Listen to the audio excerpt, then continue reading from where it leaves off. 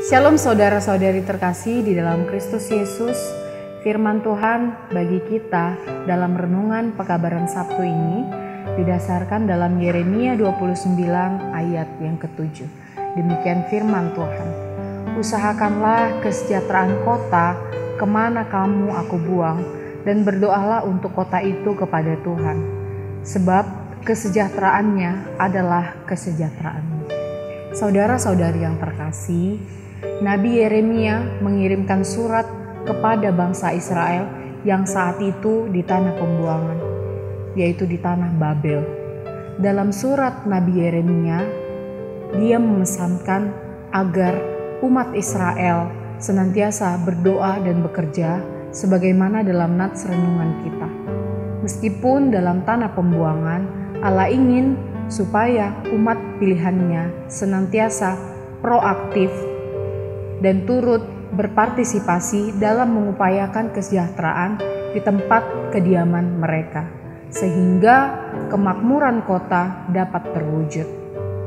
Melalui bangsa pilihannya yang hidup di tanah pembuangan, Allah bekerja di tengah-tengah orang kafir, yaitu tanah Babel.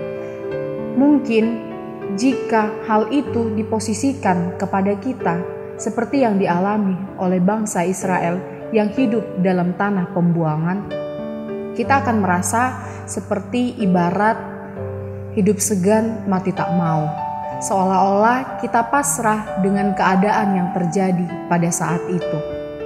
Namun tidak demikian yang mau disampaikan oleh firman Tuhan hari ini bagi kita.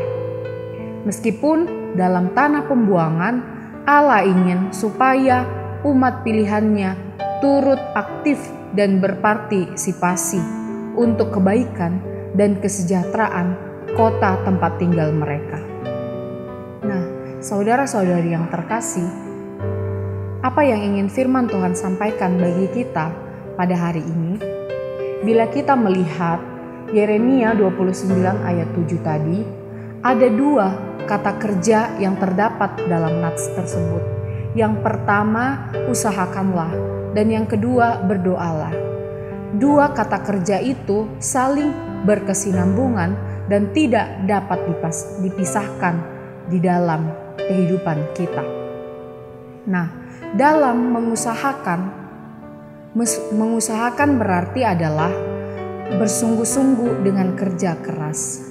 Nah, dalam kesungguhan, dalam bekerja keras, tentu tidak hanya melulu diperlukan otak serta otot kita, tetapi dalam mengusahakan sesuatu, kita juga harus turut mendoakannya kepada Tuhan, supaya Tuhan memberkatinya. Dan semua yang kita doakan itu harus kita lakukan dalam semangat dan kerendahan hati. Mendoakan para pemimpin kita agar diberikan hikmat, agar diberikan pengetahuan yang baik, dapat bekerja dan memimpin dengan baik. Mendoakan kota, mendoakan negara kita yang sampai saat ini masih diterpa oleh COVID, sehingga boleh terlepas dari COVID. Seperti kehidupan bangsa Israel, jika kota Babel makmur, maka akan berdampak positif terhadap kehidupan bangsa Israel. Sebaliknya, jika kota Babel mengalami kemiskinan, penderitaan, keterpurukan, itu justru memiliki dampak juga terhadap kehidupan bangsa Israel. Mereka juga akan mengalami penderitaan. Untuk itu, saudara-saudari yang terkasih, melalui firman Tuhan hari ini kita mau diajak, marilah kita mengusahakan dan berdoa.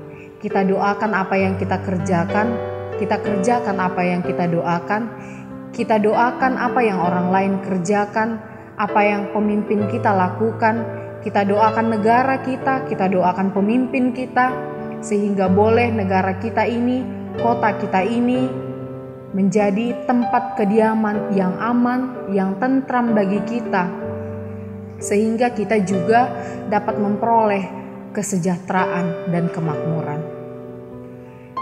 Kiranya Tuhan senantiasa menjaga kita.